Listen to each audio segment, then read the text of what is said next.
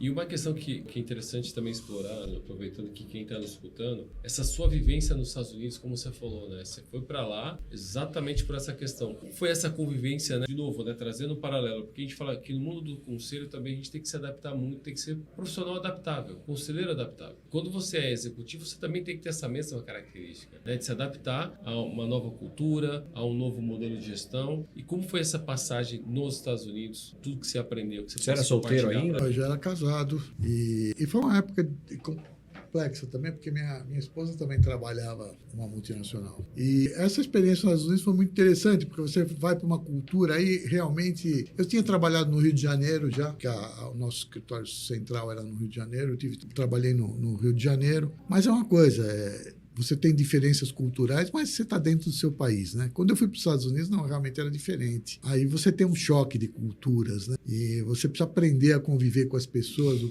como é que você se relaciona, como é que você trata as coisas. Eu tinha uma dupla missão de aprender, que era como conviver com os americanos e como conviver com o pessoal da América Latina, porque eu fui para a divisão Latinoamérica, Oeste África e Canadá. Então, todos os países reportavam para essa divisão. E eu estava na área de tecnologia e eu estava na área de operações, mas dentro da minha parte era a parte de tecnologia e marketing, plano de negócios, assessorar os países da América Latina. Então, ao mesmo tempo eu tinha que aprender a cultura americana e aprender como que se trabalhava com a América Latina para tentar extrair dos caras. Então, quer dizer, foi uma época desafiadora. Do outro lado, naquela época, quando eu fui para lá, eu fui com um visto que ele tinha uma exigência cultural. Então, eu tinha que fazer um relatório para o governo americano para justificar que eu tinha que ficar lá, porque aquela minha autorização, aquele meu visto de trabalho lá, ele contemplava um relatório para o governo americano. Nossa, primeira vez que... mostrando o que você tinha aprendido efetivamente. Até também para, digamos assim, para você estava lá por uma questão para não ter outro americano que pode fazer o seu trabalho, então tinha que justificar também. Exatamente, o dele. E era para você, não era para você não importar mão de obra barata e tirar um americano do lugar. Então tinha exigências culturais e você tinha que fazer. Isso também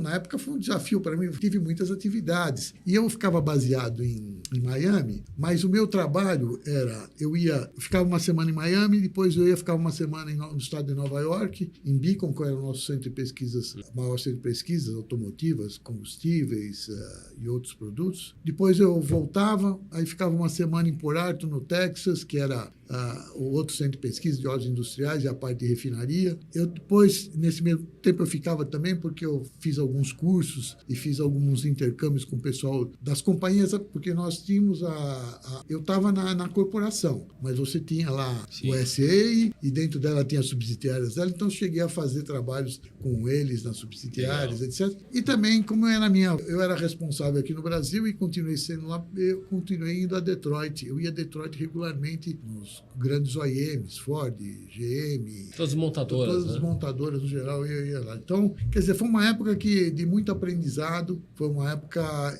Eu gostei muito, eu aprendi muito. E, como eu falei, o meu chefe lá inicialmente foi um cara que tinha sido meu chefe aqui no Brasil, um americano, e ele me ensinou muito. E ele era um cara assim super aberto, e o diretor de operações também era um cara super aberto, e basicamente eu tive todo o suporte que eu precisava para aprender, para viajar. Quer dizer, a experiência foi... Quanto tempo? Eu fiquei lá 1 ano e 2 meses, mais ou menos. Não, baita case.